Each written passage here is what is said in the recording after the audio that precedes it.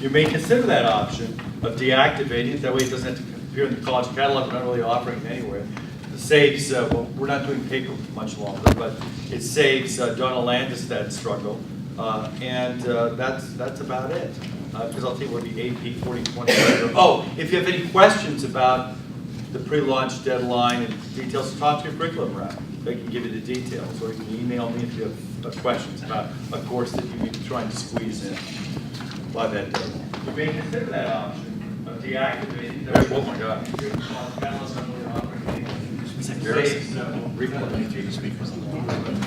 What a great voice.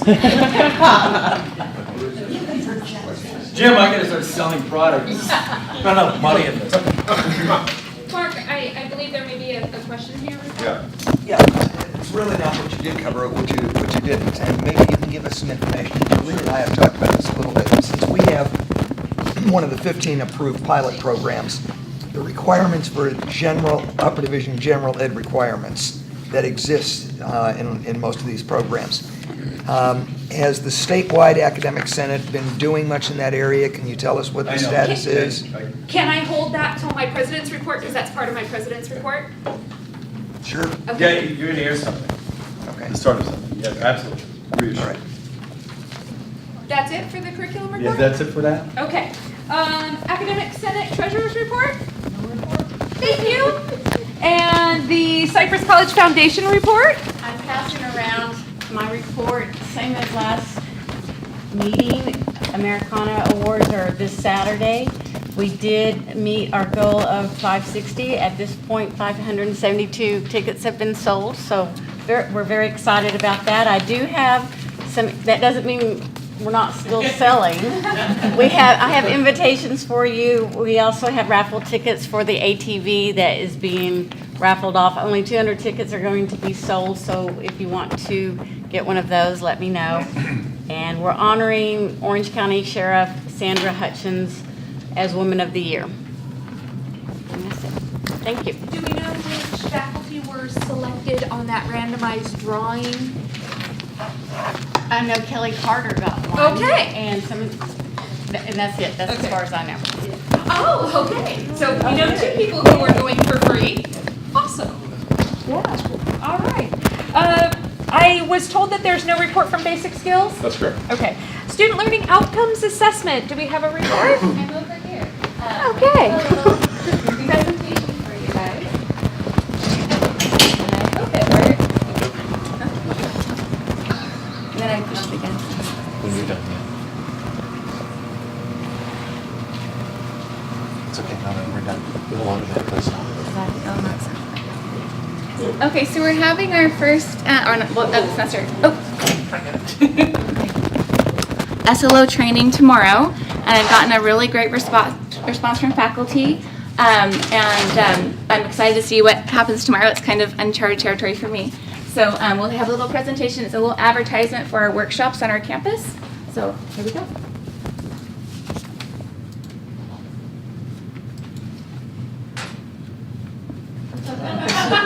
That was around 1960 somewhere.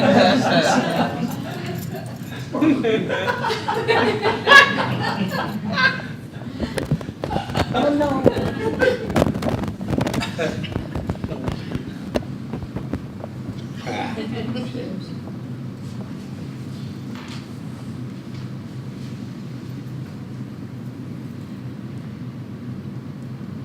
Good luck.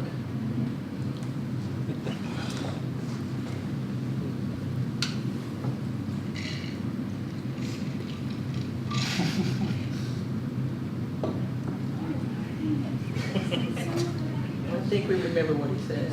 Yeah. Oh, it probably is appropriately placed.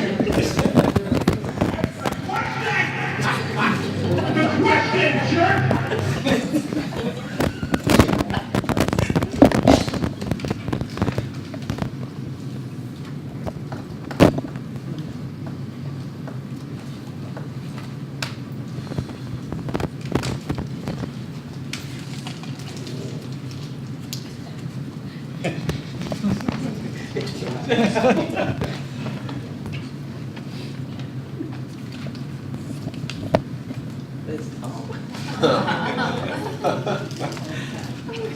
Anyway, so hopefully we get more faculty to join. We'll have more throughout the semester. I've gotten, oops, I don't want to do that because that's what happened earlier.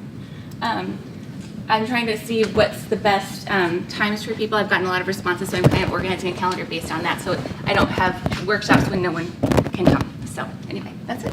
Thank you. Program review, do you have a report for us? In program review, Sarah's going to come to our next meeting. We are curious what a perfect report would look like, what perfect SLO would look like, how it would link to the PLOs. And there is concern that we're going to go ahead with this process again without knowing what the accrediting body is asking of us. So we are also looking at what are we going to require for program review, and we're talking about extending, going from 3 years to 4 or 5 or 6 years, and maybe requiring an interim 2-year update that would be 1 page like the CTE program, and that would meet both of those objectives for the CTE people so they didn't have to duplicate their reports. So we have a lot that we're considering, and we're looking at the SLO progress proposals that are going on as they would relate to our obligation to meeting program review for accreditation. If that makes sense. So that's where we're at. That's it. Thank you very much. District Council on Budget and Facilities. Well, let's see. Technically, we haven't met, but most of the information that is normally shared there was shared in DCC on Monday, and here is like the news. Last year, we attempted to grow 5%. Do you remember hearing that? We made 4.88%. That will end up being funded to our district. So there is a baseline allocation increase because we met that 5% target that other schools did not meet. So we are going to see some increase in funding, and that will have a direct relation to what staff development is asking for in terms of clerical support and an increase in your budget, as well as SLOs. So there will be more on that in the coming months, because right now we're pretty excited that we could see that. But at the same time, Fred Williams cautions us it may not be sustainable. So although it's time to rejoice, there's going to be a flood of funds. The funds might get turned off in the future. So that's all I'm going to say about that. I'll leave the rest of the items until Board of Trustees, and Brian was at the board where he heard Fred talk about it more. So I'm going to move on to President's Report, and where is Mike? Because he's my first item to report, and that's our progress from academic computing. So, Mike, what you got for us? Wireless. So I'll get started with my gateway changes first. We have my gateway steering this week, so there's a little bit of a variation to what I put here, but some of the changes that are going to happen that you should know about. New version of my gateway is going to be here. It'll be due within the next 12 months. The current version of my gateway is going end of life into support in June of next year. So districts are working on a new version, looking for new versions, looking at other schools. So that'll change. It'll be web friendly, mobile device friendly, device agnostic, so it'll look a whole lot better. It looks completely different, but all of the functions and features, if they go with Luminous, if they stay with the Luminous platform, will be the same as what you see now. It's just laid out a lot nicer. They are looking at other options. One of them was Looking Glass that University of New Mexico is using. It does integrate with Banner, but they want to make sure that it fully integrates. The idea being that I say we as if I'm working for the district still, never want to take any functionality away, but add more functionality to it. So that's really where they're going, and that's what they're looking for. So what I'm told is that a new version will be up and ready to go. They're hoping for sometime December of this year, and that way they'll give plenty of time for people to look at it and they can train on it and the whole bit. So moving into training of My Gateway, in the current version that we have, in staff development, we've talked about some training links and some ways to train new faculty, adjunct faculty and whatnot. there's a lot of links and there's a lot of information that's been there. It just hasn't been in my gateway. And so in talking to the district, in your employee tab and your faculty tab, towards the bottom where you'll see links, there's some training materials, there's some training videos specifically for faculty and for some other things, but you'll see those in there so we can point new employees to those training links. So hopefully those will help. District's going to keep on working on other ones, and we'll just see what they come up with. The second item is master directory updating. Master directory updating, meaning that you're in your, I guess it's your personal contact tab that's sort of in the middle of the page. You're updating your personal information there. There was a problem with that. It's been taken care of in the last 3 months, 4 months, so that when you change your email address, when you change your phone number, when you change anything in there, it dynamically and automatically changes it in Banner. We found that there was an issue with it syncing, the two syncing together. So now it's live, it's valid. So for staff, students, faculty, make those changes, update your personal information. It's real time. It's real time set in Banner, and that's where all of this information for, say, regroup. We got messages and phone calls today for the drill. That's where all that information is pulled from. By the same token, all that information that's in there is pulled down from Banner for Active Directory, which is what we're using for Office 365 and your access on the campus for your logins and your authentication. So we really need to keep that right. Now the flip side to that is, new employee comes into the district, you go to the district office and you sign all your paperwork, you sign your life away, you're now an employee of a campus. So that person really doesn't have an email address that's associated with a campus.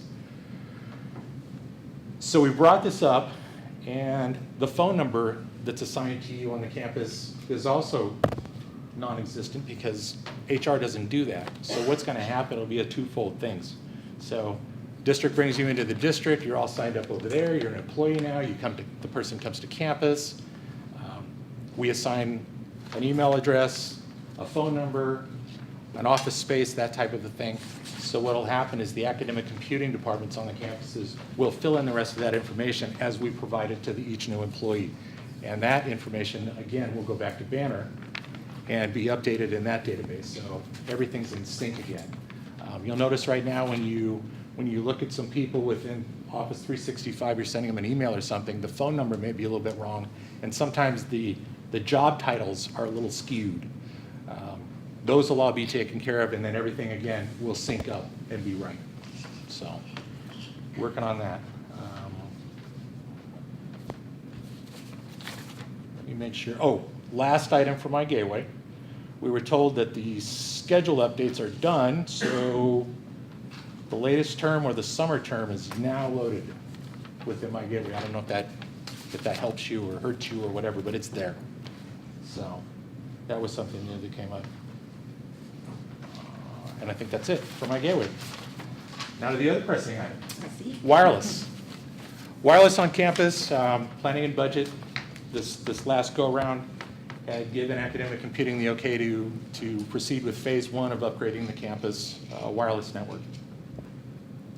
We've been working on this for a while because of the technology surveys that come out every year that the district sends out, which, by the way, they're going to send out next month, that has questions about wireless and access and things like that. At any rate, we took the first step, we retooled, we bought new devices. The devices you see in here, we have 2 in here now. We didn't have any before, so access was limited. These devices here and the one that's above Lena and Peggy, or a little bit in front of you, up above you. We added 118 devices, brand new devices across the campus. That means that every building, every floor, is now covered. The library, which was the heavy hitter before, and the humanities building has always been a little rivalry there. Who's attracting more students? Humanities is still on top, at least at the beginning of the day. So we've added, it's about 9,500 connections. The old equipment that we had up, that were in your buildings and whatnot, we've replaced all that equipment. So these devices here will now handle 50 connections per device. And doing the math, we come up with about 9,500 connections. Remember, this is step one, or phase one. We're also adding to the outside, or the exterior spaces, but interior to the campus. So the gateway, the pond, those areas will have more wireless access, and we'll be working that here in the next couple of months. We've already got the wiring in, we've already taken care of a lot of that. The last part of this, we wired up we ran a new fiber connection out to the softball field, baseball field, and it will cover soccer. And it was interesting that we found right away that the neighborhood is now jumping on a campus wireless network. So they're filling it up pretty quick. That's not helping. So what we're going to do there is, and we've tossed this back and forth for a while, what we think we're going to do is go ahead and add authentication. We're going to turn on the authentication policy for the campus. So meaning that every staff and every student, member of the campus community here will be able to log in just like you would to My Gateway.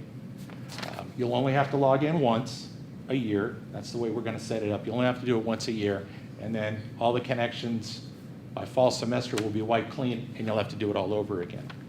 We figured this is the best way to do it based on what we found out there, because the folks in journalism want to record the games, the softball games, the baseball games and whatnot, and it would just be a hindrance to do that. So we essentially have 3 networks within the wireless network. We have the Everybody Network, which is a public network now. We have a staff-only network, which is something that's completely set aside for, and you'll see it come up when you're looking at your wireless connection. That's something completely separate from what we're doing here. We don't enable that for anybody else, but it just makes basically a maintenance setting for us. And then the one that we added this time around was for classrooms. So in some of the classrooms, we'll see that there's a number of classrooms around that have computers in them, or they're using, like in fine arts, they're using a laptops and the Macs.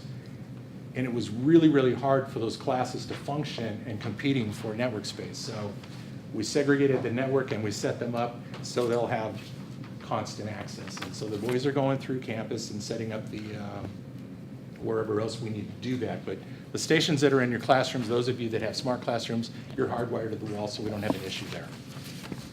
All right, so again, we're about 95% complete with that. We're just waiting on finishing out the exterior. We don't really have any plans to go beyond the circle, although you can get signal out there. Every building now has wireless. Humanities has more, the LRC has more, and they're still maxing it out a couple of times a day. And that's it. The one-time funding request is going in for phase 2, and we don't see that we're going to have any problems with that. And phase 2 is basically just adding more of these devices, more of these access points across the campus, and adding to capacity. So the feeling is that every student and every classroom will have a connection. So we kind of had to decide on the money spent.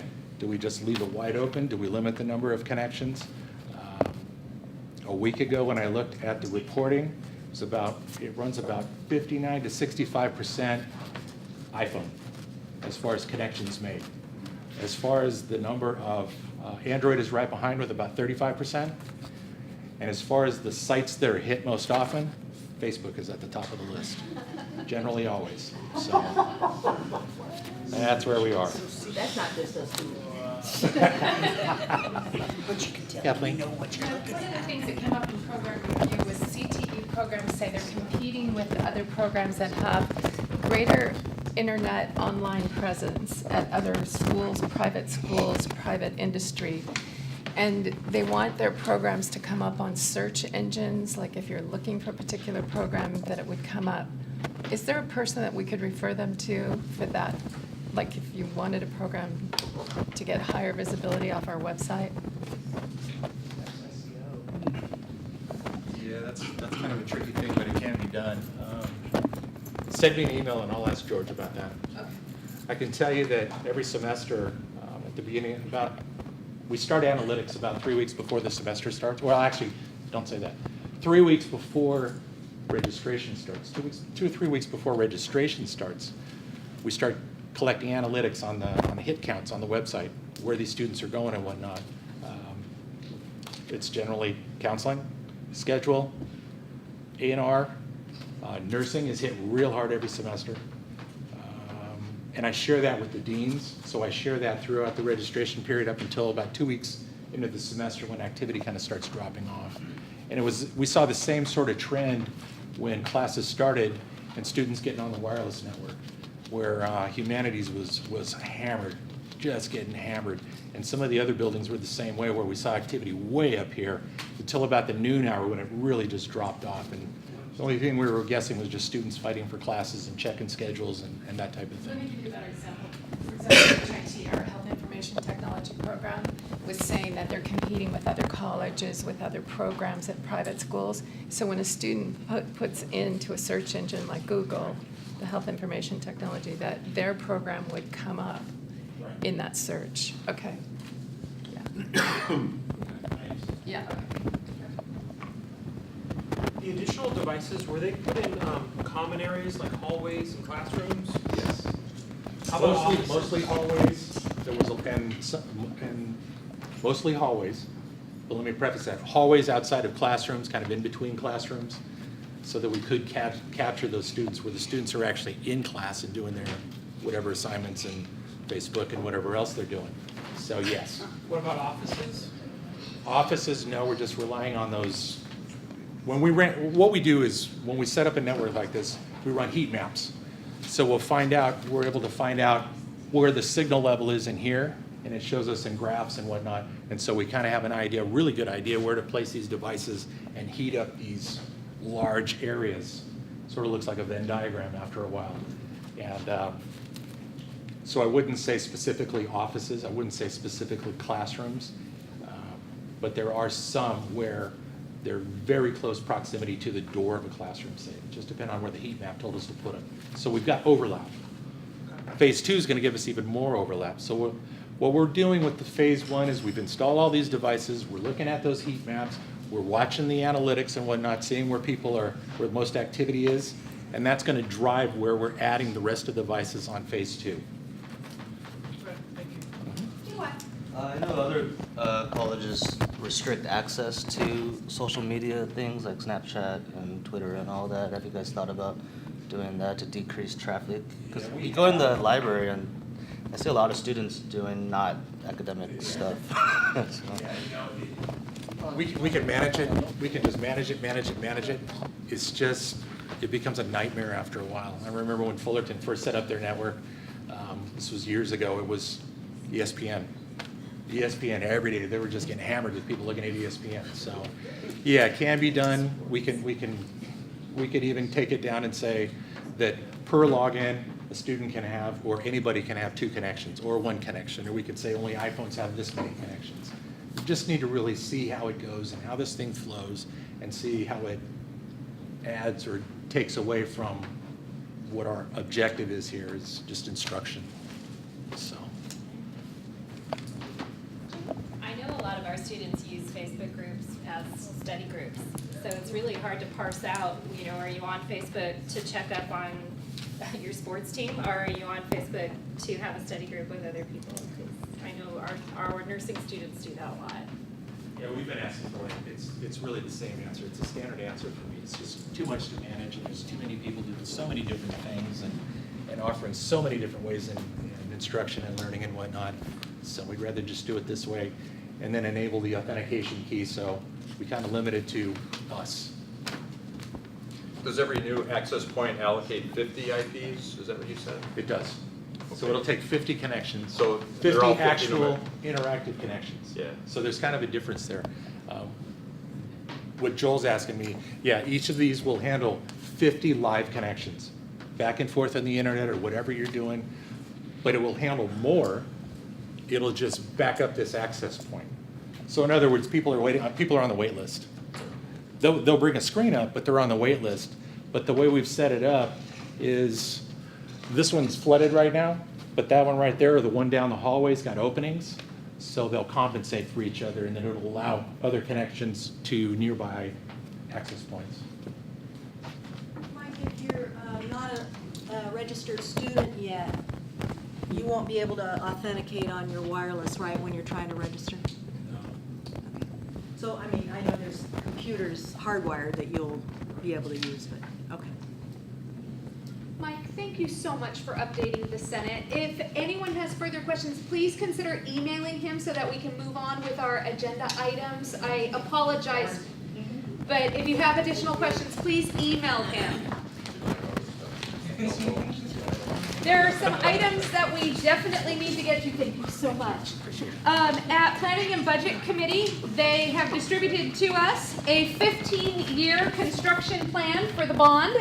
So I'll pass that around in case anyone wants to see where you are on the list. These are, the way that they are positioned are the current order that they're anticipated to be in the planning process, in the, let's see, how are these going? Planning, design, RFQs, construction, and then of course once you get to the end, the closeout. So if you want to see where your particular building might end up on that, that came from Fred Williams' presentation to the Board of Trustees at the last meeting, not the one just last night, but or Tuesday, but the one before. They did part 2, okay. And then from Planning and Budget, there was another item. This is the one that I forgot to bring up last time. I kept looking around going, what on earth was I supposed to bring to you? Here's an issue that we have in Planning and Budget. There is a particular academic program that has submitted a special request for funding to the tune of $250,000, about $250,000, to support their program. So let me give you just a little bit of history on this. The program submitted a one-time funding request in the last funding cycle, was not prioritized and funded, and it is now coming to us as a special request for funding outside of the regular one-time funding request, because it is now necessary for them to be able to teach this program come the fall. So Planning and Budget has been given a request to create the necessary instructional medium that would be necessary for this. So the question came to Planning and Budget, how did this happen? Why is it all of a sudden that we're seeing this request outside of the one-time funding cycle? And the rationale was, well, you saw it as part of one-time funding, but you decided not to prioritize it. We didn't prioritize it because there wasn't a class attached to it. Now the class has gone through curriculum. It was part of their program review. So everyone has now, in that program, has set up a very, very good case to force the campus into funding this particular item.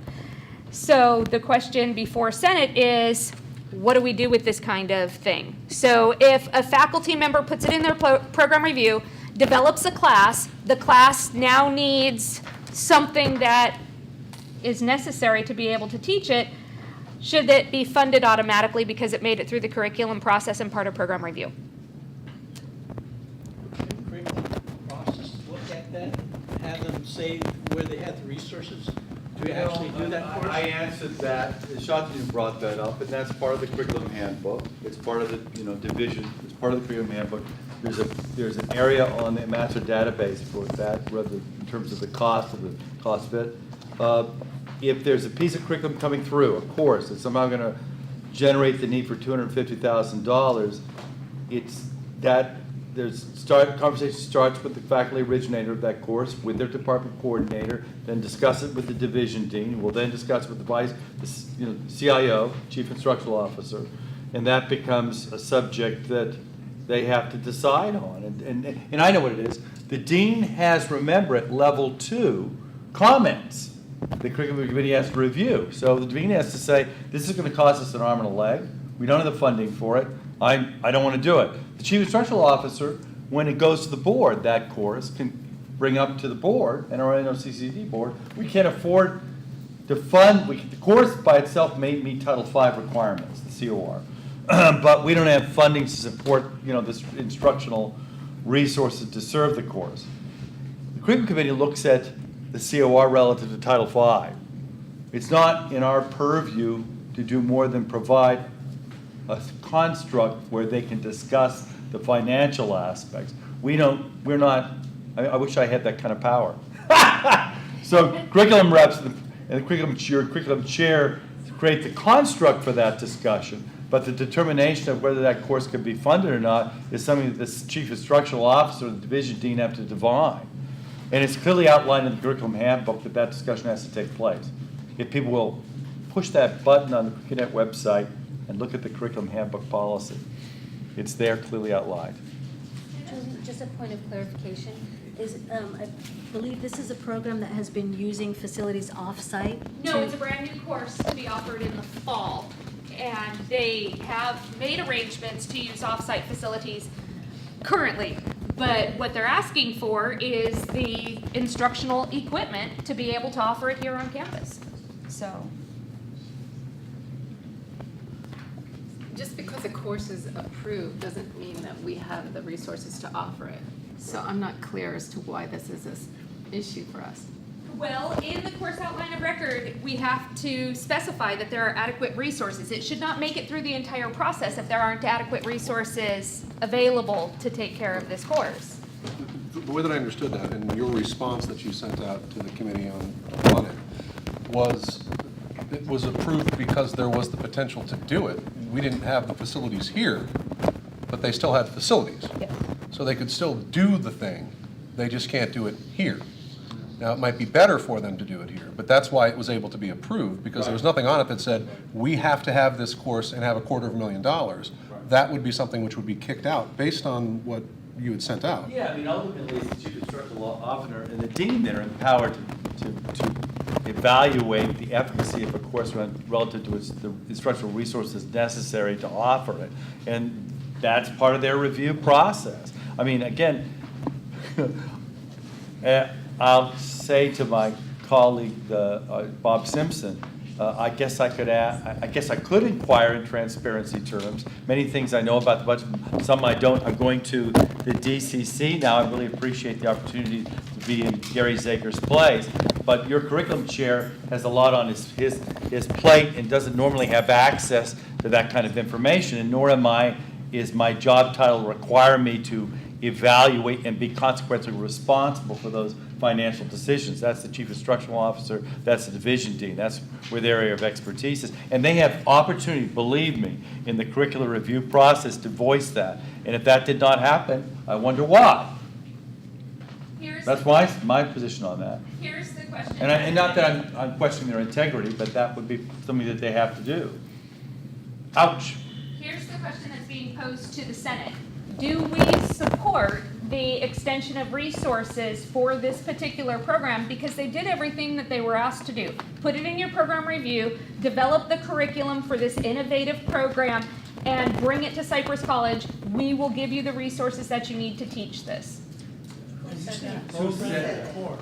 They should write a check when said that. So Jolena, I have a problem with that as curriculum chair because the logic's not there for me in this moment. I'm happy for people to feed into this. But essentially, again, in my mind, it's the division dean's responsibility, the chief instructional officer, to assess the cost of the program and to speak accordingly within the review process to the faculty and to the curriculum committee and to the board the efficacy of this program's costs. And in other words, the efficacy of beating this particular course's costs. If that did not happen, then at this point, how is the Senate, what is the Senate's responsibility consequentially in that context? I don't think we have the leverage or the information at this point, because that's a cost, and how will that affect other instructional programs? Where's that money going to come from? I mean, when my daughter asks me for money, I have to figure out how much I got in my savings account, how much does she have in her, well, she tells me, she doesn't really tell me what she has in her account. And I have to assess that. I don't know how to assess that. I'm not trying to be adversarial. You're asking the Senate to make a decision without knowing what the bank account will allow and how it will affect other programs. It's actually a theoretical question more than a practical question. Right. Do we support our faculty bringing innovation to our campus, and will we dedicate the resources necessary? That's the essential question. And we took it through the process. It went through program review. They substantiated a need for it. They developed the curriculum. Now they'd like to teach it. Should we, as a campus, support it because they went through the process? Or should we not develop a resource allocation for it because it's too But you expensive? understand the process was in effect as well. Jolene, one time you said class, another time you said program. We're talking a class or a program?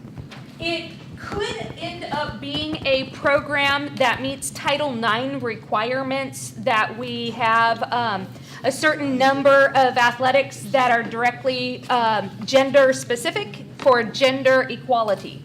So you could say it could become part of an intercollegiate athletic program, but it's currently a course. And that course would handle how many people? About- For $250,000. They're anticipating 30 will enroll in the fall. I don't like the choice you gave me of, do I support that concept of letting them be innovative and bring things forward? Yes, but there does have to be a cap to that at some point. It goes back to what Mark's saying. I want to know where the money is. If I've got billions to spend, I'll build that for $250,000. But if I've got $250,000 to spend, I might not. So, I mean, you have to of course support the innovation, but you can't just give that a blank check. You can't see her. Oh, Are we deliberating on something that's not on the agenda? this is Or are you giving a report? This is part of the report. They're asking the academic senate to vote either in support of the resource allocation or not in support of the resource allocation. The Planning and Budget Committee is not, how shall we say this? They work on a consensus modality. So if the consensus of the group is to support it, it will move forward. If the consensus of the group is not to support it, they would not move forward. They try to work towards consensus. So I know, but you're asking us to talk about something that's not on the agenda. Well, That should really be agendized. You're right. very well. I will move it. We have all these questions, and we don't really have a lot of information. So I think something has to be agendized, and we need to have information before you ask us to. report from PBC? Yes, yes. Very well. If you want us to deliberate on something, then we should have information in order to deliberate appropriately. Urge your interest. Properly agendized. That's what Very we'll fair. tell them at Very PBC. well. That works. I will move on to the next item then, which is mentioned in the public commentary by Tina on the President's Advisory Cabinet. It was also brought up in PBC, and that is looking again at the allocation of reassigned time. That's what Tina was referring to. It was brought before PBC and PAC. There is a necessity to look at reassigned time once again. They're anticipating that a reassigned time task force would be formed in the fall, but they have asked that us as faculty members come up with essentially a proposal as to what we think reassigned time should be. Administration will come up with a proposal on what they believe reassigned time should be, and then there would be some form of a consensus as to where we fall, probably somewhere in the middle. But they would like to see some deliverables on reassigned time. So for example, what was brought before us is if you have a department coordinator who's receiving reassigned time to have department meetings, are there agendas and meeting minutes showing that they have indeed done what it is that they're supposed to do, deliverables. So that's where Tina's comments come from. And Shantanu wanted to have a dialogue about this, open it all up, but he wanted people to bring data, which would make sense. He doesn't just want your opinion about what you think should happen, but research things, because we are in a situation where I know a lot of us would like no reassigned time, but we have significantly more reassigned time than Fullerton for jobs that we do. So it's kind of hard for us to say we want more reassigned time when Fullerton says, well, we're doing it with less reassigned time. One of the things that he asked for is that we do a program by program comparison. So if we have a nursing program, forgive me for using nursing as the example, and the department coordinator receives 40% reassigned time as an example, the size of our nursing program. Start laughing. They get half a unit. Half a unit. The nursing program would go out to other nursing programs that are of similar size and quality and see what their program director gets and bring back that data. It wouldn't just be one, you would do a survey of multiples to see if ours is in alignment, almost a comparability study. So that's what they're asking for. So one thing I'd like to point out is that we do have more CTE programs, it's my understanding, at Cypress and Fullerton. So just the nature of that alone is going to increase our release time to handle all of those things. Because this came up in program review too. This is going to be an issue that we will have, we have to put together a subcommittee because we need to make sure, oh, fantastic.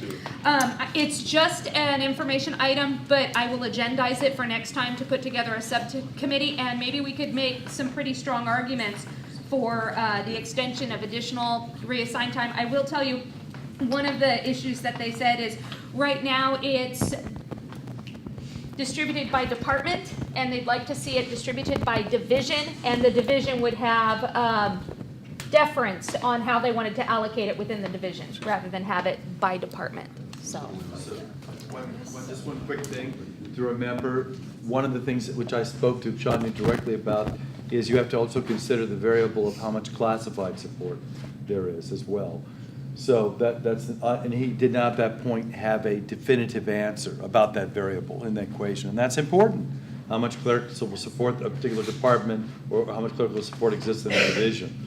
So that has to be considered. I will agendize this for next time so that Fullerton we can put together a subcommittee. I'm just been over to hear that we have more time than Fullerton. We've never had more of anything than Fullerton. I would just be very suspicious that they're hiding it somewhere, somehow. So I would want to know exactly where their reassigned time goes.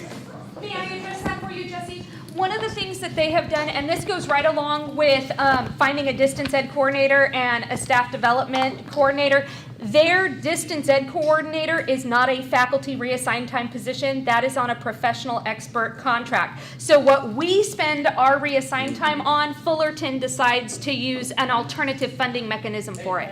They have a bigger overhead budget, and they will use that many times to do things that we do with faculty by going out and getting outside people. So I would be very suspicious. We need to look to see what they're doing. Absolutely. Yeah, the last time that the Senate dealt with the issue of reassigned time, it was a subcommittee. But part of that, and I think it's a very important part of it, is and you alluded to the need for documentation. What was happening was everybody was asked who was either on reassigned time or asking for reassigned time to detail exactly what it was they did and document the time spent on each of those areas. It makes a much stronger case. And so it actually extended over a fair period of time that we were working on it. It wasn't people just sitting around saying, well, I think I spent about 20 hours last month working on things. That's not enough to really get a sense of what's going on. So I think when the committee is put together, part of what they're doing has to involve laying out the parameters of how it's going to end up being gauged in terms of fair comparisons on it. And like I say, that did extend over a fairly lengthy period of time. And I think it was back when Steve Gold was Senate President. That's the last time I think we did it. Shantanu mentioned the last time reassigned time was looked at was 2007 from what he could see. And at that particular point in time, I don't know how many of you remember, they only increased. There was an understanding, if you're going to look at it, you can look at it, but you can't decrease it. So nobody was decreased at that time. This time, they are not making the same statement. So. Well, I'm curious about this accountability. I know, for instance, we've been required as contractually in our division that department coordinators have to have relegated office hours to go along with that amount of however many units they've got on reassigned time. So isn't that already documentation that you're doing that something during? I mean, you're required to be in your office working. It's not like, oh, I spent 20 hours. You're in there 20 hours. The term that was used was deliverables. Oh, we have all that too. That was the issue. I have to go along with Jesse, and I'm very curious why all of a sudden this area is being compared against Fullerton when we come short on almost everything else, and every time we do, the answer is, we're a different school. You're different. The issue is with our extended day budget, all of the faculty reassigned time comes out of extended day budget. So we are over our extended day budget by almost $1 million, 800,000 right now. And many of those dollars could be allocated elsewhere if they weren't being spent on this. Fred Williams is very fond of saying, what you spend here, you cannot spend here. So that reallocation. As of the last information that I had, which was 2012, we had the equivalent of 21 plus full-time faculty members, what is known as full-time faculty equivalent, on reassigned time. So that's paying what you could say is 21 plus full-time faculty to do administrative tasks outside of teaching. So not 21 faculty have reassigned time, there's much more than that, but the equivalent of 21 full-time faculty positions. At Fullerton at the time had 17. So as a percent of full-time faculty versus reassigned time, it's kind of out of skew. Well, you know, I mean, I can give you a glaring example. We have a faculty member serving as the coordinator of the math department. Fullerton has a dean of math. So, I mean, our math department is run by a worn-out, haggard person. You know, I mean,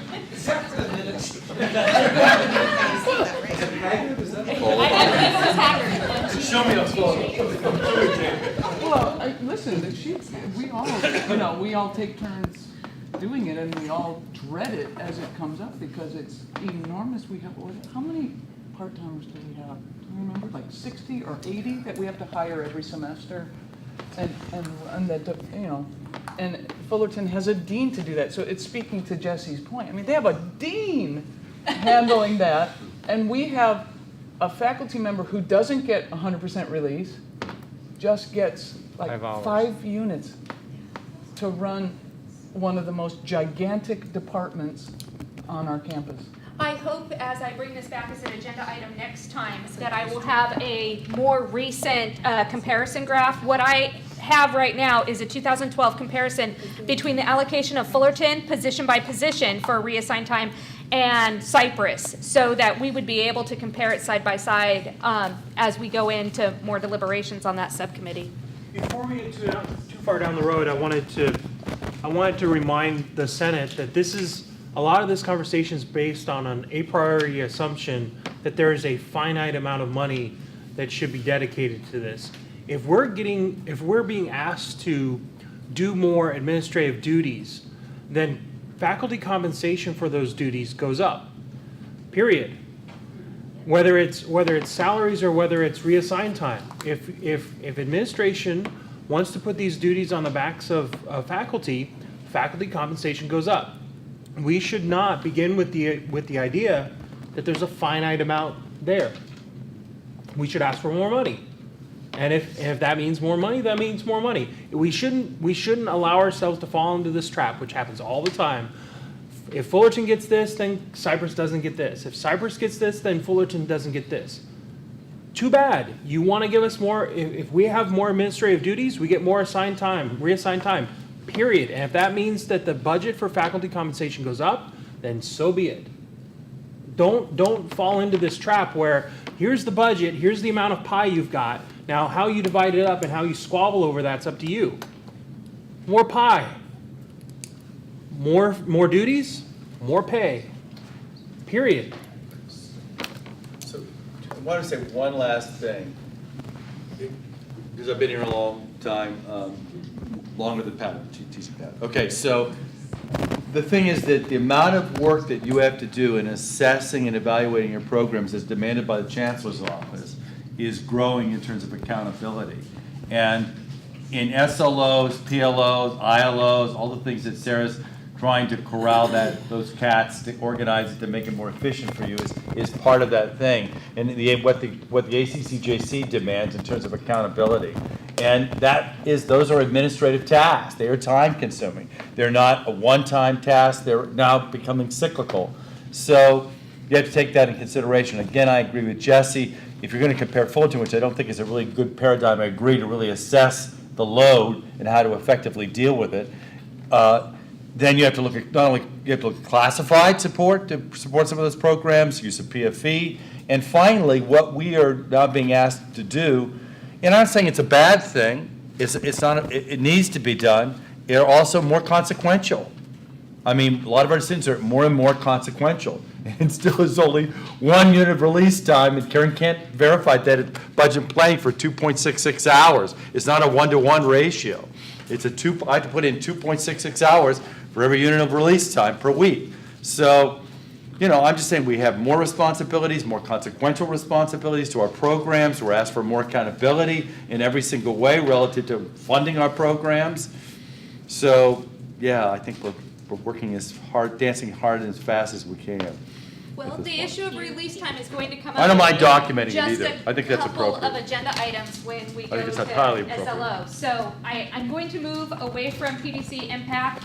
I'm going to let Brian tell us what happened at the Board of Trustees meeting before I move on to the next president's report. The only thing a lot of the stuff that we've already been talking about, but there was something that really struck me that I thought was amazing, and it deals with the sustainability of the FCS that we got. The North Orange County Community College District represents 27 point something, like 1% of the unfunded FTES in the entire state. Our one district has 27% of the unfunded EFTS. If you add Riverside into that, we both account for 50% of it. And that's because it's partly why there's money. A lot of people have left money on the table. They've said, we're not growing. We're not even growing the 1% that we might want to do.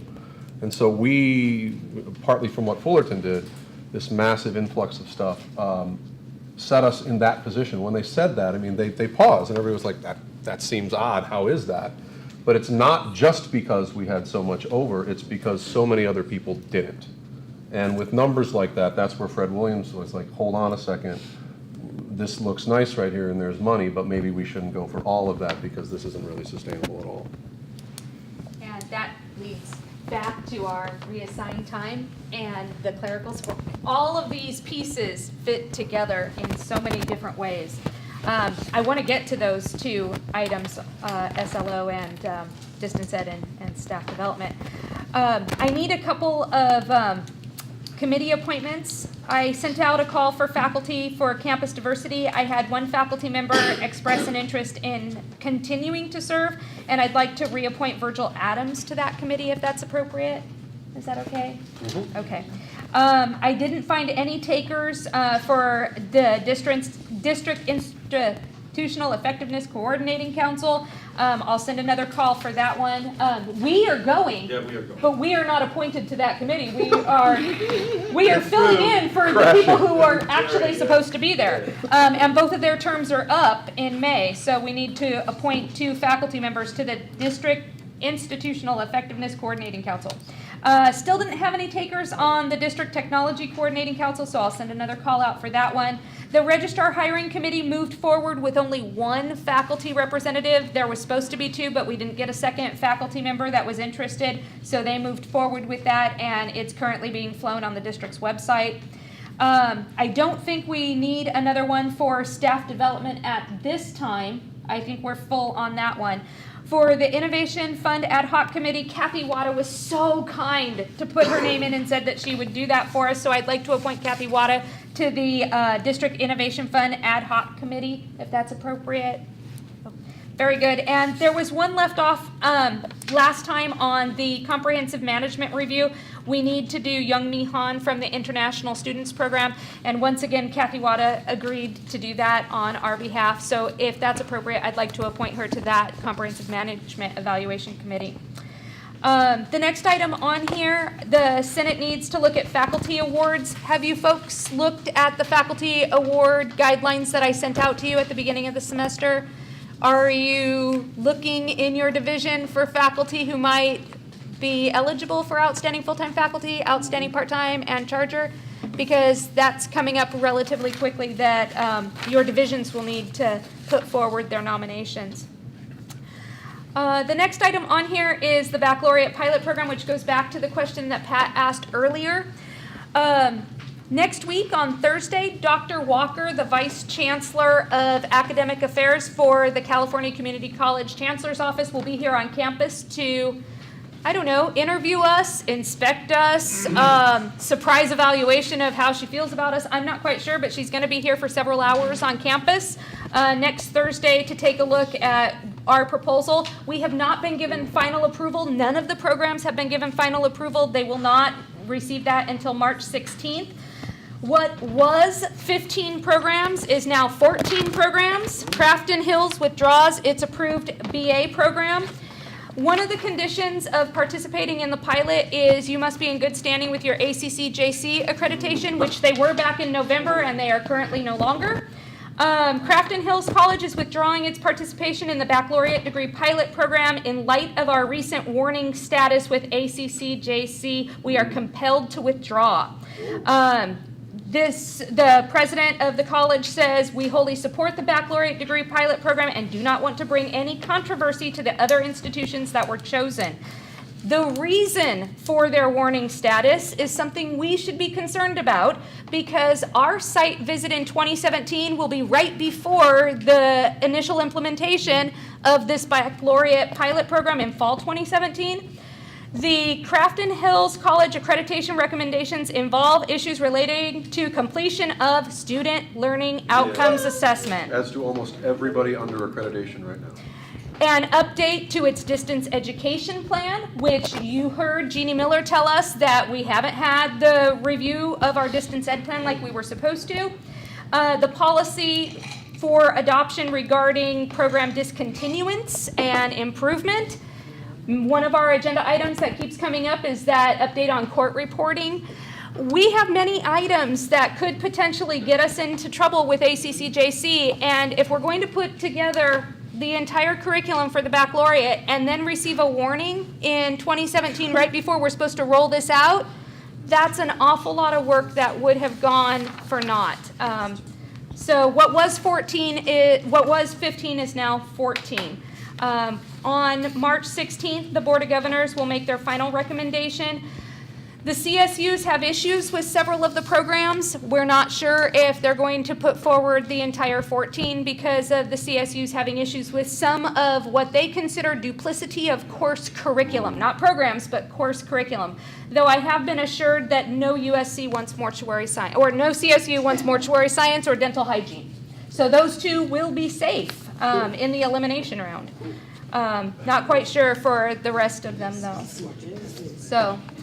One other thing that came out at PAC, faculty are being asked, please, if there is a disciplinary incident in your class, please fill out the disciplinary incident report and forward it to counseling.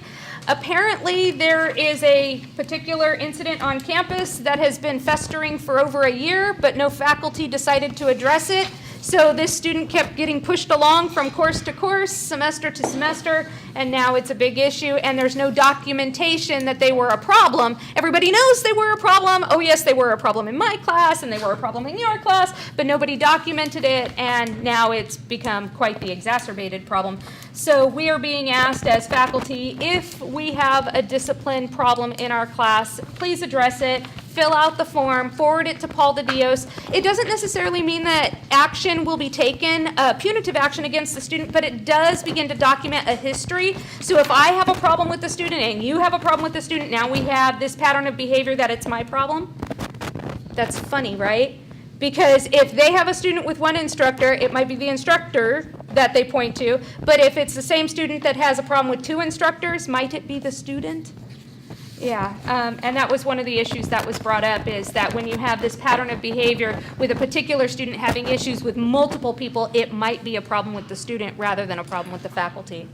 What if you've identified a personality disorder within your class? I mean, they are very,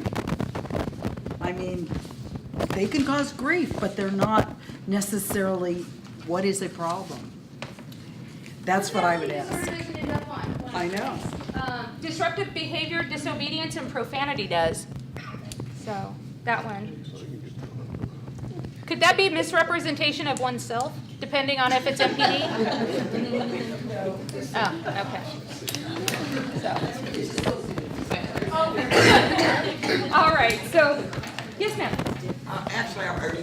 Yes. So I want to go back to the baccalaureate Oh, thing. please.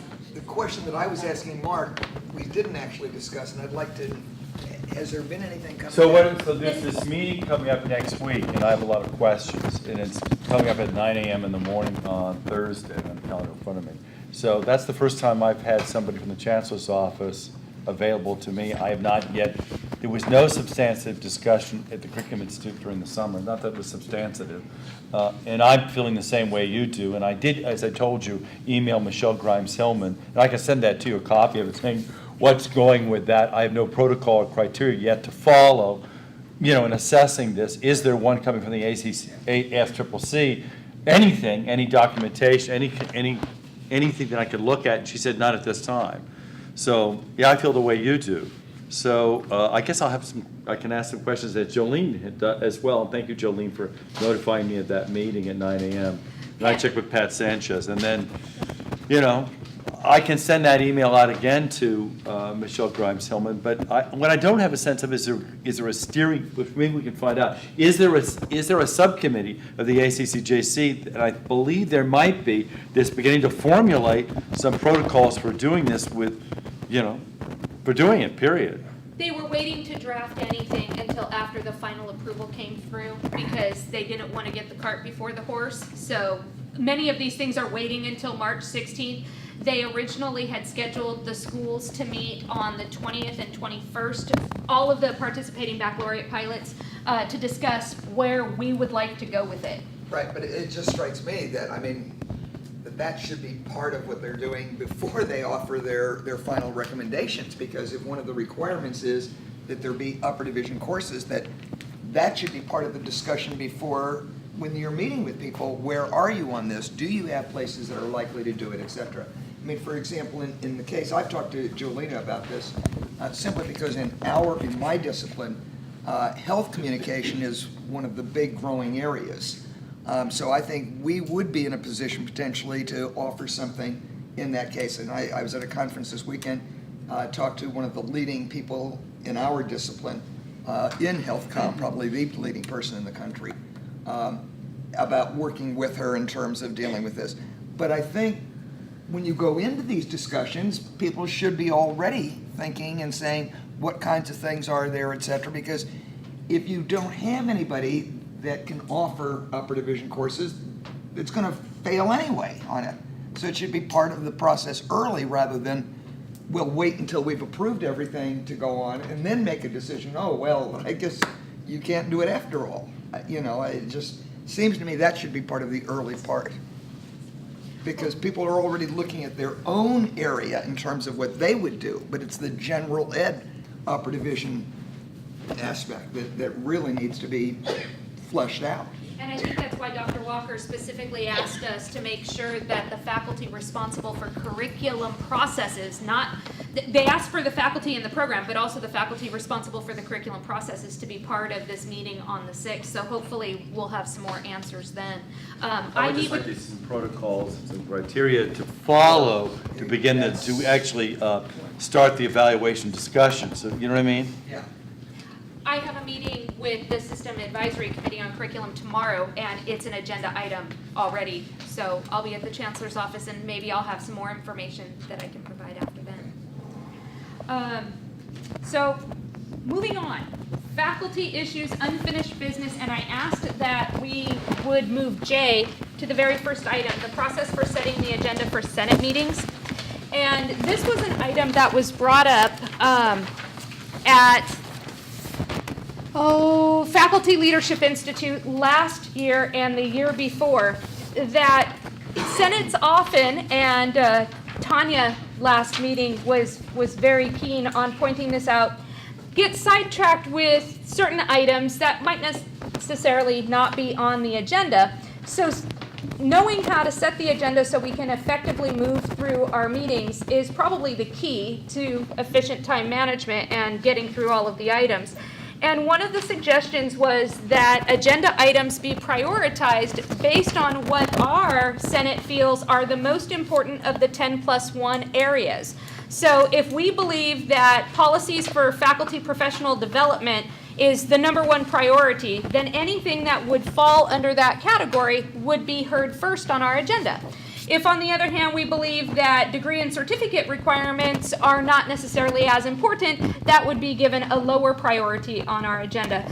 So what is before you is a suggestion that we may want to consider on how we could adopt a new agenda so that we can be as efficient as possible. I'll let Brian speak to this since he drafted it, and then we'll weigh in on where we think we should go. Yeah, and really quickly, because we don't need to drag this out. What I've passed out to you is very basic changes to some stuff that we had on here, and what it does is it sets time limits that we already had. The first change is a public commentary says 3 minutes per speaker. We actually already have up at the top that explains what the public commentary is about. So, in the future, what we're also going to do with that is that if your public commentary is about something which is agendized, you're going to talk about it when it's agendized. You're not going to talk about it during public commentary, if that makes sense. That's what's spelled out. It's been at the top of our agenda the entire time. 3 minutes is typically the one that we, 3 minutes per speaker is what is sort of the district standard. Now, what I have down here, I have a fifth category here, which may remain 5 if it's your pleasure, but I'm actually thinking that maybe it gets folded into the president report. And Michael, I'm actually thinking about something that you did that is separate from public commentary, but is something that we would want to do when you were announcing the Tesla partnership. There are things that people have that they might want to announce to somebody, they might want to invite to do something, and we should have a place where that is. I don't know if it should be a special place for 5 or if it should be done as part of the president's report, where after the president reports they say, is there anybody else who's got any kind of announcements? It can be something which is more informal like that. But again, limiting those type of things to 2 minutes. And then you also have a time limit for the special reports, which is 5 minutes for the special reports. And this is for special reports. You are updating us. You are doing something, I think that what Sarah did was a perfect example of that, giving us an update about certain things that were taking place. It was very short, but even though there's an agenda item that we're going to get to that it deals with, we didn't deal with that in the report, we just kept it in the agenda. And that would be the same with any of the others who might have something else that they want to add. And it addresses your point, Rebecca, about we really do have to have stuff on here. If we're going to be forced to discuss it in any kind of detail, we should know about that ahead of time. And that actually leads me to the president's report, which I didn't have anything down, but after today, I might actually suggest limiting that to 10 minutes. And there is to some extent, we want to have the flexibility of have the president giving us reports about things, filling us in on information that comes from PAC, BBC, the board, and stuff like that. But there are other stuff that we've talked about today that should have been agendized as other items, as I see it. And I think, Rebecca, you kind of pointed one of those out. And that the reporting of these things should be allowed, whether we're talking about public commentary, faculty announcements, special reports, or the president reports. They should be updated information that we can get through as fast as we possibly can so we can get to the nuts and bolts of what we're actually supposed to be here to do, which is the agenda items. Because I actually think that we've done a pretty good job when we get to the agenda items of being able to stay on them. I didn't think that we were going to have a problem getting to the agenda items. That's the unfinished business and the new business. So, and then when you are agendizing those things, I don't know if we want to do something where what Juliana was talking about, because certainly when we are here and we agendize things, we can also do that process the day of, saying these things are more important and agendize them up. But I am actually looking, when you send me something, to give me a little bit more information. What exactly do you want us to do, and particularly what actions do you want us to take? Is this an item where we're going to be voting on something? Is this an information sort of thing? And there are some other examples of calls for agenda that we have that I might show you that are a little bit more detailed. But I think if we formalize that there is a stricter time constraint on this first stuff before we get to unfinished business and new business, that will help us get through this stuff. And then I may also suggest that what we do with these things on here is we simply, at some point, draft a special rule that says we're going to limit all of our debate to what's on our agenda, so we don't have to make that motion every time. That's something that's very easy to draft, but we really need to tighten up 1 through 7, or we're never going to get any of our business done. So my question is very basic. Is listing the times here okay? Yes. Okay.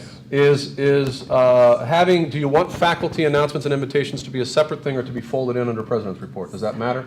Separate? Okay, to go right after public commentary the way it's set up here? Okay. And you want to limit the President's report to 10 minutes? Yes. Okay. Yes. I'm thinking 5. 5 minutes is fine with me too. That can't be any better. Do I hear 3? And then we can talk a little bit more, because I think the agendizing issue is a little bit more of in terms of following a 10.1, might be a little bit more of a detailed conversation, and we may be able to handle that when we're here just by moving things up and down the agenda. A couple of things that I just want to give you as background information. On many Senate agendas that I've seen, the public commentary, though limited to 3 minutes per speaker, is also limited to only the first 10 minutes of the meeting. So no matter how many speakers you have, you've got from 3 to 3:10, and then we're moving on. So we may want to consider not only that it be 3 minutes per speaker, but it also be limited to the first 10 minutes, and then we're moving on to agenda items. And then when it comes to the faculty issues, unfinished business, and new business, many of the Senates have an agenda subcommittee that actually discusses the placement of the agenda items. That happens at Fullerton College with their executive committee. They make sure that they agendize the items so those that are most pressing make it to the top no matter where they show. So. I just want to clarify, because the way that I do that right now to try to be as fair as possible is first come, first served. So if I get something from somebody, it's that one up, then the next one, it's the next one up, because I don't want to get something and go, I don't like that, and I'm putting it down at the bottom. I mean, that, you know what I'm saying? So it's the fairest way to do it. But I do think that with some of this, we can probably do that. Is there something pressing? Let's move that up. We've kind of been doing that all along, so I don't know how much we need to formalize that, but I hear what you're saying. Mark. I wanted to ask about item 6. You mentioned that there could be a cap sort of on the public commentary. Obviously, in a day like today, not everybody took their 5 minutes, and it worked fine. At least item 6 was pretty fast. But we saw last time that was like at least half the meeting, and if you actually add up all the items, if I'm counting my letters correctly, that's 50 minutes of the meeting. And so that's 50% just on the special reports as allowed by this, and so I'm wondering if it's possible to have a cap to item 6. And maybe if we have to randomize the order to make it fair so that it's not always district council getting, booted. I just wonder, like if I'm giving a presentation, you don't want me to think that I should use 5 minutes.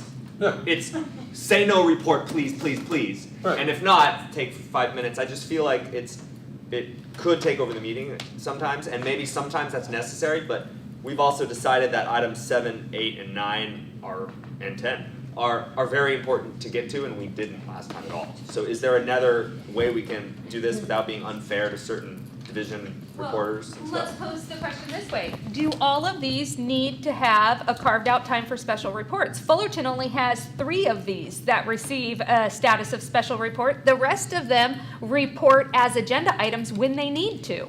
So rather than carve out a time for them, they agendize what it is that they want to report on, and it only shows up when they have a report. Pat? 2 things. First, on this issue, I don't think taking them off the agenda would be a wise decision, because the person can just say, no report.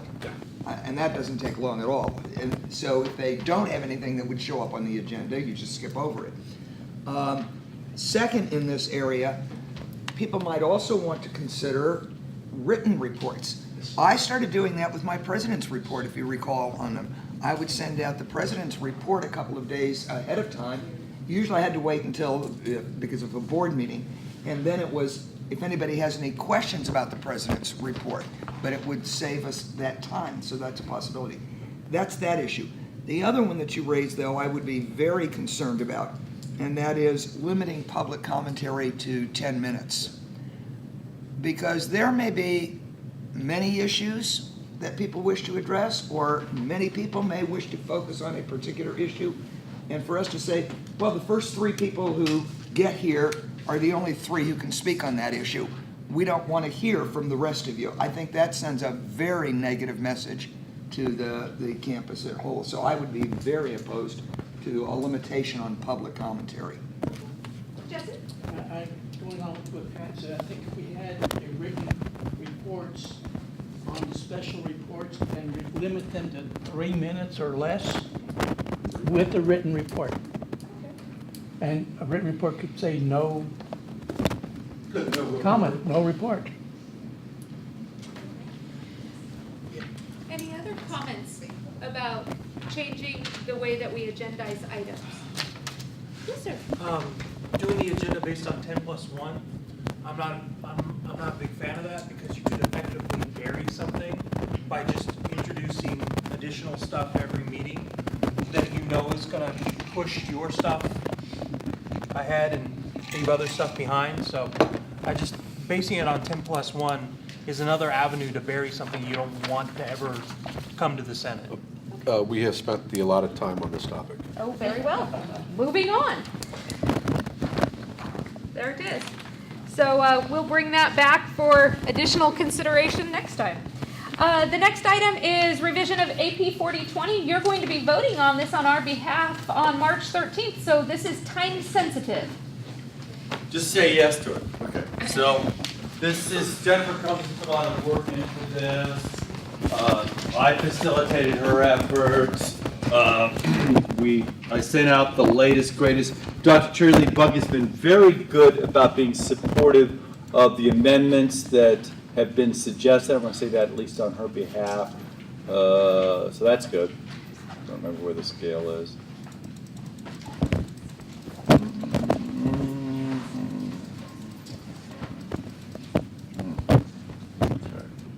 So.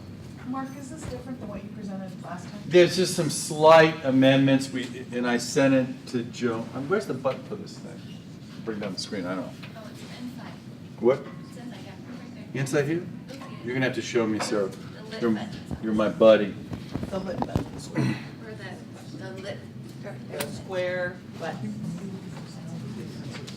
It should just do its own. If it doesn't, It should just stop. if it doesn't self-destruct, okay. So here it is. The only thing that I want to say to what was brought up here, which means you could vote to move this right away. The only thing that was requested was, remember, Jesse? So I'm going to say to you what Candace Lynch Thompson, because it was DCCC, and I brought up your concern. And I said this to Jolena and Brian. I refer to the request to spell out the membership under 6.3.1.2 of the DCCC. However, Candace Lynch Thompson, who represents School of Continuing Ed, pointed out that it's not in the purview of the DCCC to dictate who the Academic Senate as represented to the DCCC. The Academic Senate will continue to make the traditional determinations, or not, of who to send, curriculum chairs and articulation officers.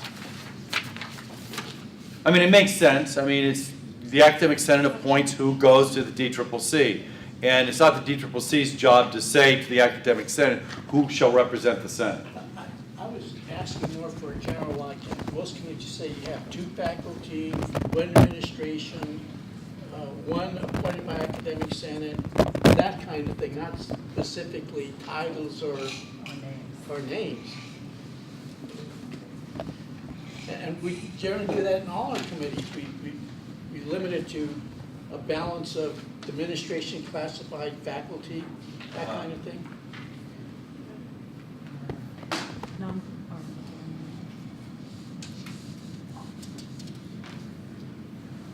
Okay, listen. I mean, I can bring that up. Jesse, under 6.3.1.2 voting membership, it says 2 faculty each from Fullerton, Cypress, and School of Continuing Ed. The selection process to be determined by the academic senates. One of these representatives is the lead faculty member of the delegation determined by the Academic Senate for the purpose of efficient communication. 6.3.1.2 under voting membership.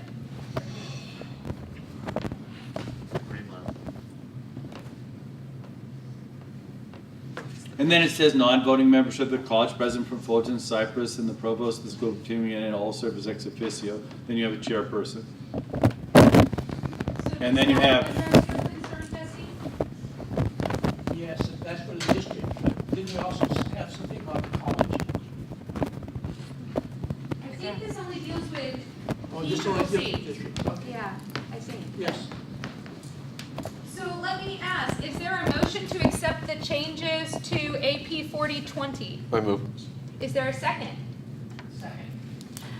Is there anyone that is opposed to the proposed changes to AP 4020? Oh, fantastic. Do you feel like you could vote in favor of this motion? Yes. All those in favor say aye. Aye. All opposed, same sign. Any abstentions? Fantastic.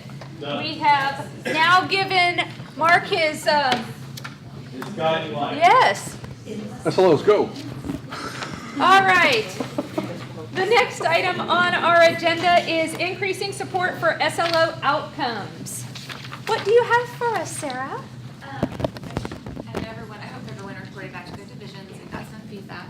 So I guess, I don't know if I should just make the motion or should discuss. Sure, make the motion. Okay, I would like to make a motion to support increasing outcome support on our campus to 0.8 FTE for the SLO coordinator, 0.06 FTE for the assistant SLO coordinator, and 0.04 FTE for classified support.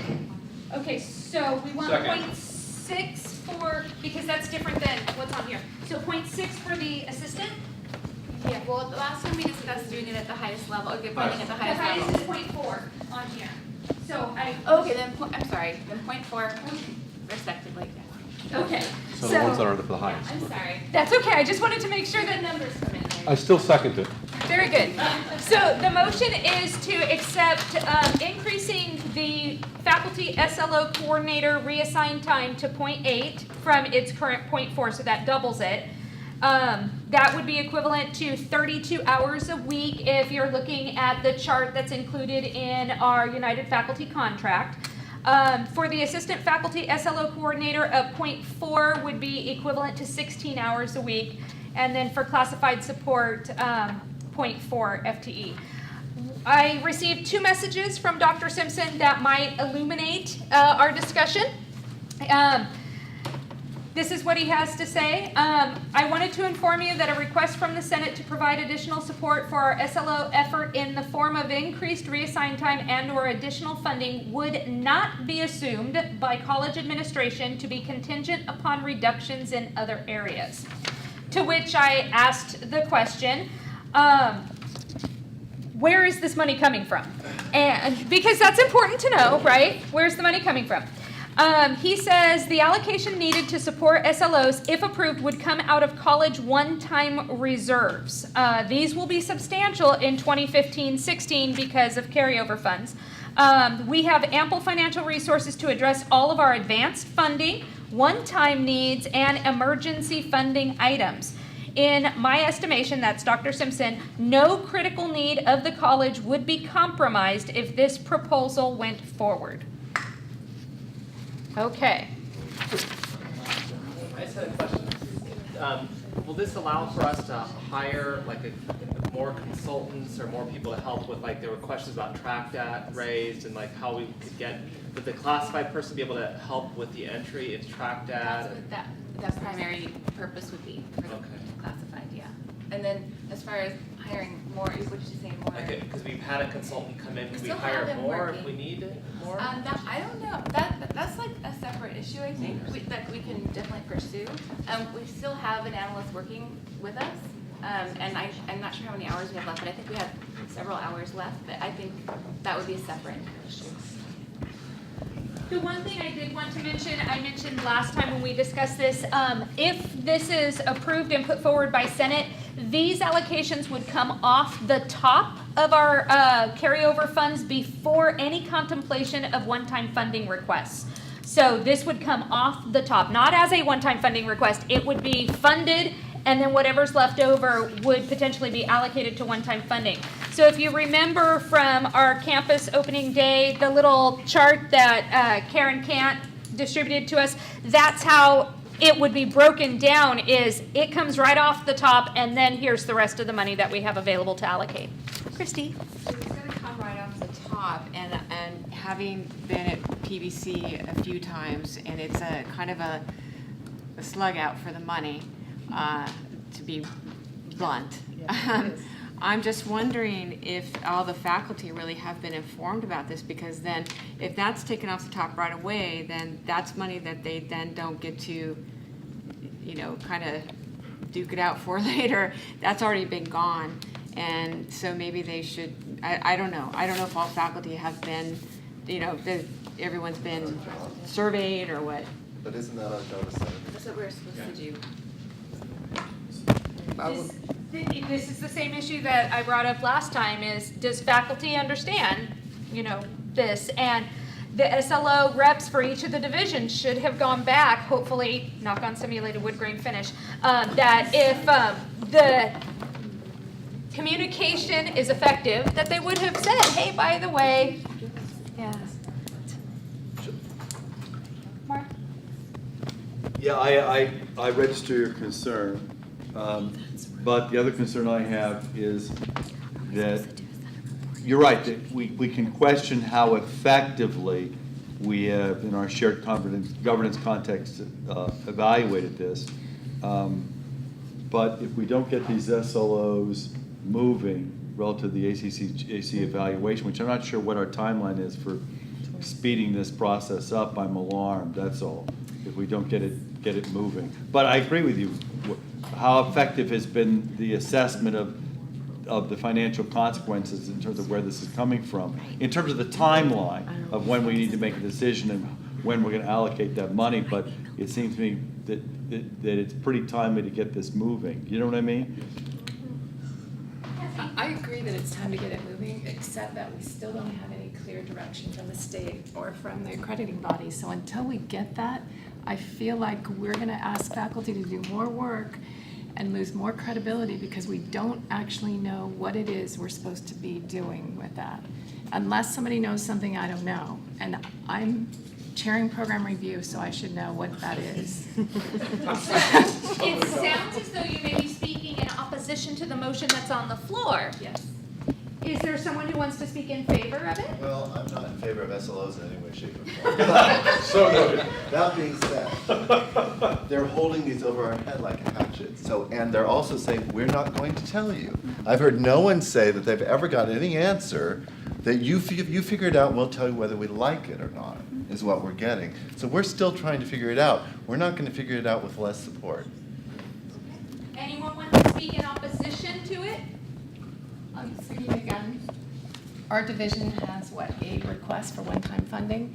We didn't tell them that there was a potential that SLO release time might take some of that money that they need for their items that are being prioritized. So I feel like we need to do that. In favor? I understand everything you are saying, and I agree with it. But when you look at the current schools that are under accreditation, there is an amazing amount of them who are under some sort of threat because of their slugs. And we would be one of those groups. And I also agree with you 100%. This is a completely shifting thing that is not really our making. I mean, what we had set up initially was okay. And they changed it. No, they changed it. Well, but we passed through accreditation before. It was okay. And then they changed what they wanted. They did. They have changed what they've wanted. And and I get your frustration with that. And we've got to have it. And maybe these new people can in unison ask those questions, right? If nothing else, they'll begin a letter writing campaign to have it done. And maybe we can also say in all of this that what we did was we increased, as defense of what we've done, our process is that we've increased this funding to try to do it. Because I know last time, one of the things that really helped us, supported us through the SLOs was track data. As bad as it was, we had something where it's like, it's gonna be there. There's a repository for all of this stuff that's gonna, and they were like, okay, this make it seem like it's actually real and it's gonna stick around. So I am fearful that we're going to have a San Francisco City College situation where we're not gonna be able to come through this stuff, largely because of that. And honestly, we should also tell that damn committee, that group, to get their act together. Someone should actually accreditate them. They should have to go through some kind of process, because what they're doing is making us jump through hoops. So that's someone speaking in favor. Is there someone other than Kathleen to speak in opposition? In opposition. Yes. I remember being in the Senate several months ago, or maybe it's been last year, when I was told that I was trying to make an end run around the process. This is an end run around the budgeting process. And as Craig said, we've got a pie, and our pie is to be shared. If we do not hold our administration accountable for that pie and the needs of our esteemed colleagues, because we know she's working. We know we're all killing ourselves out here. It's not me. No, It's but I not mean, me. it becomes your presentation. That's all of us. So. But the thing of it is I've also been in meetings where we say our SLOs are great. And now, this year, 2 weeks later, they're not so great. This to me seems to be what's happening, is that they tend to use this. I've been going to a lot of meetings, and basically you hear the same thing. And in the reality is they're using this as an end run around our budget process to use the funds so that when you come to the negotiations table, you have nothing. That's all I have to say. Someone to speak in favor? Well. Is it in favor? Yes. Okay. But I understand, Tina, where you're sitting. And this is it. I'll say it again. I don't want to be redundant, so I'll keep it under 60 seconds. TrackData is an incredibly inefficient website to navigate. We were, as Pat said, we were given some latitude to come up with some construct for the SLOs. It bears revisitation on how we do it. And it's going to take some real work on the SLO coordinator position to figure out how to efficiently input data. CTE programs and health science have been more effective because they have accrediting bodies by which they set the standards for measuring and creating tools to assess their programs, and it's ongoing and frequent. The problem is those disciplines that neither had the acumen, apparently, I'm not saying all of them, but the faculty to do it effectively, and an SLO chair could create some kind of template organization where this could be inputted much more efficiently with much less labor for everybody else's part, and we can get through this ACCJC evaluation. But I'm just worried about the clock ticking in terms of getting it accomplished. And I don't have a good, and I feel deferential to you, I don't have a good sense of how really tight that time frame is and how immediate it is, this funding now. But I know it needs to be done, and she's not going to get enough release time to effectively come up with a construct that works in a shared governance ways with us, that will work efficiently, that you can input into TrackData without additional hours and support, and we're running out of time. And we are running out of time. Is there a call to the question? Yes, call for the question. Is there a second to the Second. call? All those in favor of the call? Aye. Any opposed? Nay. One. All right, the question's been called. The motion on the floor is to accept and move forward the proposal that the reassigned time for the SLO coordinator be increased from 0.4 to 0.8, that an assistant faculty coordinator position be approved with a 0.4, and a classified support position with a 0.4. All those in favor say aye. Aye. Opposed? Okay, who are our nays? We've got Michael Clyde and Kathleen Ryland, and is that Becky's hand? Yes. And Becky Gomez. Just the Hunter form. I Only count three? 3. The motion passes. The next item is the institution set standards for student success, also required by ACCJC. They are our topic of conversation today. I don't think we're in a position as a Senate to just throw darts at a number line and say this is what it should be. I would like to put together a subcommittee that can meet next week to actually take a look at these numbers and deliberate what our suggestion should be. This is time sensitive. Phil needs this report out by March 15th, so it will have to be decided at our next Senate meeting, which would be March 12th. So do I have a motion to send this to a subcommittee? Move to create a subcommittee. Is there a second? We have a second. Who's second? That would be Mr. Majarian. Now, I would like you folks to consider who should be on this particular subcommittee to help us set these institutional set standards for student achievement. I personally think it should be SLO, program review, curriculum, and as many other people as want to participate, but it needs to be done next week so that we can get it out to people. So we have a motion on the floor to establish a subcommittee. Who would like to be on that subcommittee should it be approved? Oh, good. Mark's in. I'll do it. And Brian's in. And Sarah's in.